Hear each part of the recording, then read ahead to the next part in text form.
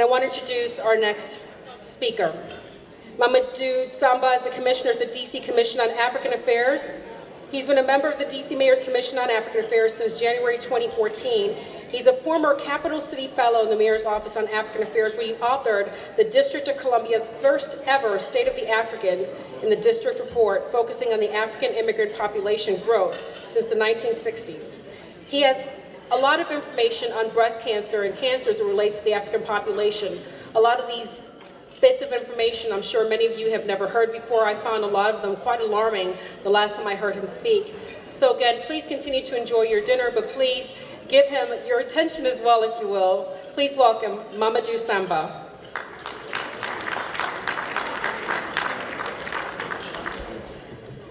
Thank you very much. Good afternoon. Thank you to all the organizers of this great event, and thank you to all the members of the African Women Cancer Awareness Association. My name is Mamadou Samba. I serve on the DC Commission on African Affairs, and I wanted to share with you some important facts about the cancer in African immigrants in the United States.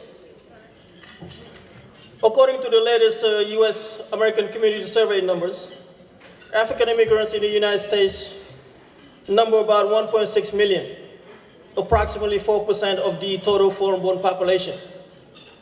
In the DMV, in District of Columbia, Maryland, and Virginia, African immigrants number about 161,000, which is the second largest metropolitan area with the large number of African immigrants.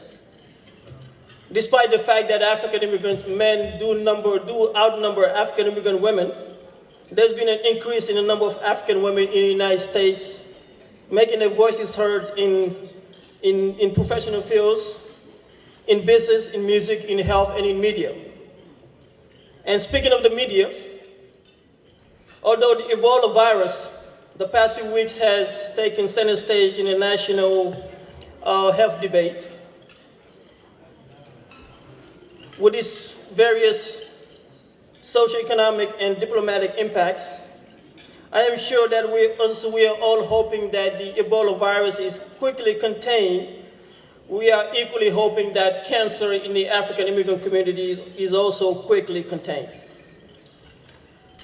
Just as Ebola discussion is linked to conditions in Africa currently, we can certainly draw our own connections and links between cancer in Africa and cancer in the African immigrant communities. Doing so will help facilitate a better understanding of all the implications, better analyze trends over time, and it will also allow for better tailored models for healthcare access and utilization in the African immigrant communities.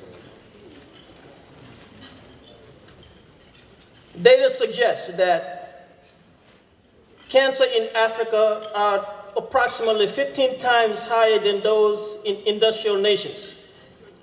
In other words, the global average for cancer right now is estimated at 15.8. The average in developed region is estimated at 12.1.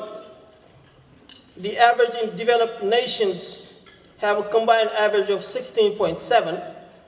And the African continent just by itself has an average of 16.2, higher than all of those that I just mentioned. This is particularly important for us because, as argued by Dr. Choba at Troy University, since cancer incidence patterns for first-generation immigrants tend to reflect those of their native country, these numbers that I just mentioned do indicate an elevated risk of cancer among first-generation African immigrants in the United States. While cervical cancer incidences and mortality rate for US-born women have declined, unfortunately, we cannot say the same thing for African immigrant women in general. So to enable a health dialogue in our community, and to promote early screenings, and to acquire a better understanding of health screening practices, we need to simultaneously understand the factors and barriers associated with treatment among African immigrant women. These barriers include acculturation, lack of understanding, cultural stigma, and stereotype, which is what I want to focus on. acculturation deals with the amount of time someone has spent in the United States. And I hate to disappoint our relatives back home who somehow think that the longer you spend in the United States, the richer you become. I have people who do believe that. But when it comes to cancer, research has shown that the more time one spends in the United States, well, research has shown that the amount of time one has spent in the United States determine their likelihood of being screened. For example, African immigrant women who have lived in the United States for less than 10 years are on average 15% less likely to have been screened for cervical cancer than other African immigrant women who have lived here for more than 10 years. It's very easy to understand. If we were to take two groups of women in this room, some that have lived here for less than 10 years and others that have lived here longer, on average, those that have lived here less than 10 years are less likely to have been screened for cancer. And we can somewhat understand why the case may be. For one, the less time we spend in the United States, the less likely we are to be stable economically, financially. The less time we spend here, we are less likely to understand the complicated healthcare system, screening practices, and since we tend to migrate here at a young age, we somehow think that the younger we are, the less vulnerable we are to healthcare issues. And all of those pose problems for health screening when it comes to cancer and barriers to treatment. So improving cancer screening and the healthcare status of African immigrant women will require health outreach, advocacy, and research targeting African immigrant women, particularly those that have lived here between 5 to 7 years primarily. And we also need to promote regular screening and strategic collaboration with local and state governments, institutions, and other nonprofit organizations. The second barrier deals with awareness. The low recorded rate of cancer screening among African immigrant women is particularly due to lack of awareness on cancer-related topics and screening practices, such as how often we should get screened, where to go to get screened, how much does it cost, does your immigration status matter in order for you to have access to large healthcare facilities, and so on and so on. Other factors are also attributed to the lack of targeted health outreach program focused on our communities. And when we factor in the complexity of the U.S. healthcare system, we can all get a sense of the barriers for treatment in our community. As I mentioned during the last event that I also spoke at, most health insurance programs in African countries are government-sponsored.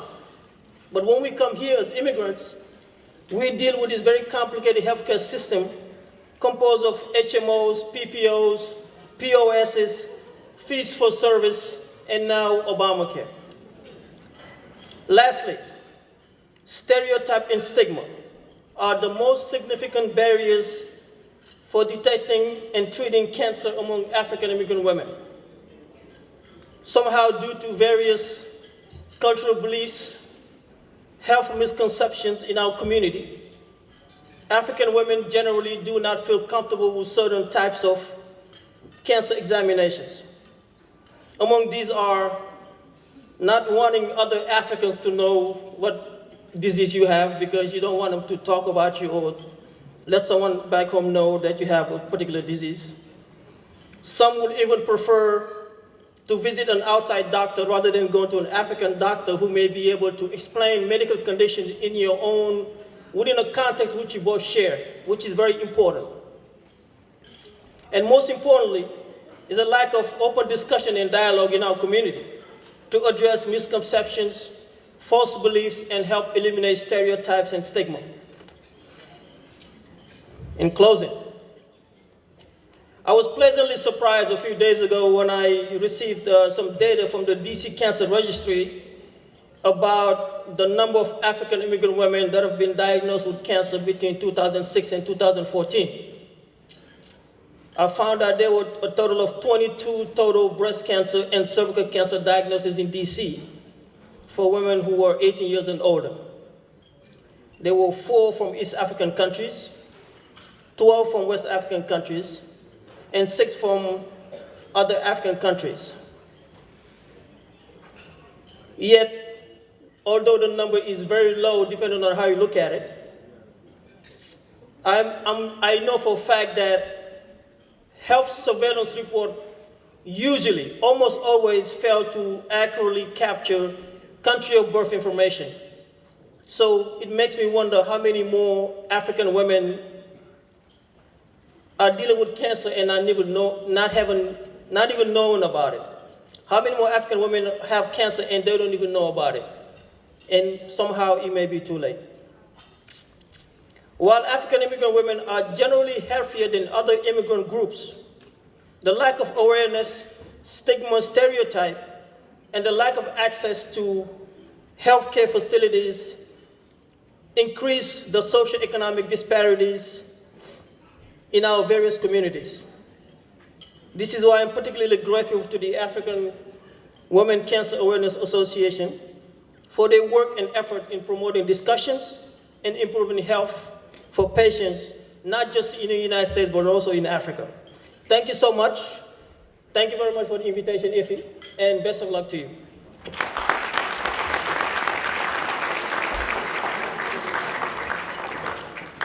Thank you, Mamadou. We have some awards to give out.